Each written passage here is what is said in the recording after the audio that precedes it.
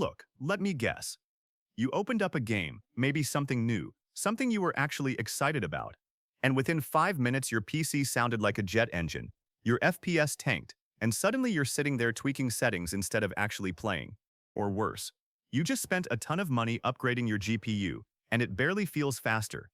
Yeah, that's not bad luck, that's a mismatch. Here's the thing, in 2026, building a powerful PC isn't about buying the best parts anymore. That idea is outdated. The real game is balance. And most people, honestly, way too many people, are still getting it wrong. I see it all the time. Someone drops serious cash on a high-end GPU, pairs it with a mid-range CPU from 2 or 3 generations ago, and then wonders why their performance feels off. Or the opposite. They buy a powerful CPU thinking it's future-proof, but pair it with a weak GPU and never actually use that CPU's potential. It's like putting a Formula One engine into a family sedan. Sounds impressive, performs terribly. And the worst part? Benchmarks don't warn you about this clearly. Marketing doesn't either. They'll show you maximum performance numbers in perfect conditions, not real-world mismatched setups. So people keep making the same mistake over and over. Here's a stat that should make you pause. A recent analysis across thousands of gaming builds showed that nearly 40% of systems with high-end GPUs were bottlenecked by their CPUs in at least one major title. 40%. That's not a small edge case. That's almost half of users leaving performance on the table without realizing it. So yeah, today we're fixing that. Not just listing parts, but actually understanding which CPU and GPU combos make sense in 2026, and more importantly, why they make sense. Because once you understand that, you stop wasting money, you stop chasing specs, and you start building systems that actually feel fast. Let's start with the mistake most people make right away. They think performance scales evenly, like better CPU plus better GPU, oh, better experience.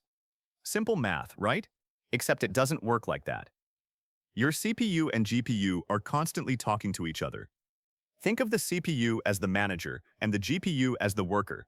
The CPU prepares tasks, game logic, physics, AI, and then hands them to the GPU to render. If the manager is slow, the worker sits idle. If the worker is slow, the manager waits. Either way, something is wasting time. And in modern games, especially in 2026, that relationship is getting more complicated. Games are using more cores, more threads, more AI-based systems, more real-time calculations. So suddenly, your CPU matters a lot more than it used to, but not in the way people think. Here's where it gets interesting. A lot of people assume they need the absolute top-tier CPU to avoid bottlenecks. But that's not true. What you actually need is the right CPU for your GPU.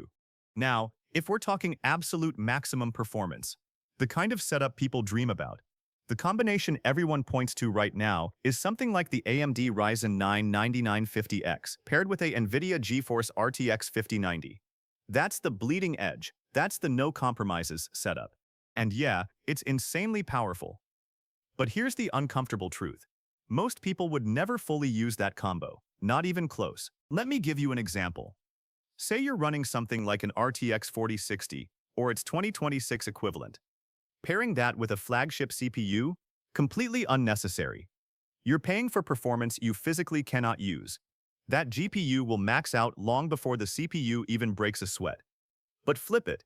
Take a high-end GPU, like a 4080 class card or newer, and pair it with a budget CPU. Now your GPU is starving. It's waiting for instructions that come too slowly, and you'll see it in weird ways. Stuttering, inconsistent frame pacing, low 1% lows.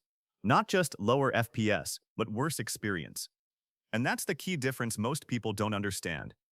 It's not just about average FPS anymore.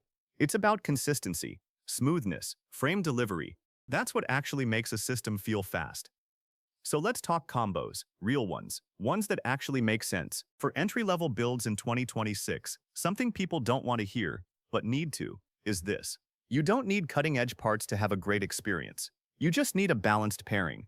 A modern budget CPU with 6 cores and solid single-thread performance paired with a mid-range GPU is still one of the best value setups you can build. Think 1080p or 1440p gaming with stable performance across most titles.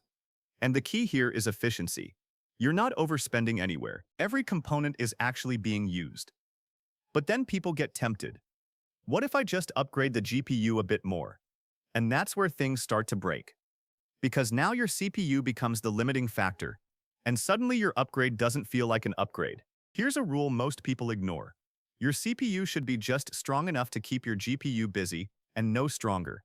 Anything beyond that is diminishing returns. Now, mid-range builds. This is where most people live, and also where most people mess up. In 2026, the sweet spot is surprisingly narrow. You want a CPU with strong per-core performance and enough cores to handle modern game engines, usually 8 to 12 cores. Not because games always use all of them, but because background tasks, system overhead, and future updates will. Pair that with a GPU that targets your resolution, not your ego, your resolution. If you're gaming at 1440p, your GPU matters more than your CPU. That's just reality. The higher the resolution, the more work shifts to the GPU. So spending extra on CPU while cheaping out on GPU, backwards. And yet people still do it. I've seen builds where someone spends half their budget on a high-end CPU and then complains their games don't look good or run smoothly. Of course they don't. The GPU is doing all the heavy lifting visually. Now let's talk high-end builds. This is where things get, honestly, a bit ridiculous. Because at the top end, you're not just fighting performance limits, you're fighting inefficiency. Spending twice as much doesn't give you twice the performance. Sometimes it gives you 10% more, sometimes less. And this is where pairing becomes critical. If you're running a flagship GPU in 2026, you do need a strong CPU, but not necessarily the most expensive one.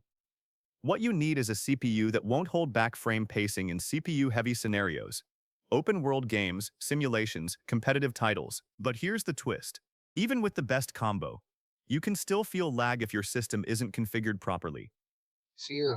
Hardware alone isn't enough. You can have the perfect CPU-GPU pairing and still get stutters because of background processes, poor memory configuration, outdated drivers, or even something as simple as thermal throttling. This is where computer life hacks actually matter. For example, a lot of people ignore RAM speed and timings. But in CPU-limited scenarios, faster RAM can significantly improve frame consistency. Not average FPS consistency, or take power settings. Running your system in a balanced or power-saving mode can literally cap your CPU performance without you realizing it. And don't even get me started on thermal issues. If your CPU or GPU is overheating, it will throttle, quietly, gradually. You won't notice it immediately, but your performance will drop. So you end up chasing upgrades when the real problem is configuration. That's why understanding your system is more powerful than just upgrading it. Now here's something that might surprise you. In 2026, with AI-assisted rendering, frame generation, and upscaling technologies becoming standard, the best combo isn't always the most powerful one. Sometimes, a slightly weaker GPU with better AI features paired with a balanced CPU can outperform a brute force setup in real-world gaming because the workload is shifting. It's not just raw rendering anymore, it's intelligent rendering. And if your CPU can't keep up with those AI systems, guess what? Bottleneck again. So the definition of balanced is evolving. It's not just about matching performance tiers anymore. It's about matching capabilities. Does your CPU support the instruction sets needed for modern game engines? Does it handle multitasking efficiently? Can it keep up with real-time data processing? If not, your GPU won't reach its potential, no matter how expensive it is. So what should you actually do? First, stop thinking in terms of best. Start thinking in terms of fit. What resolution are you playing at? What games do you actually play? Competitive shooters, open-world RPGs, simulation games, because different games stress different parts of your system.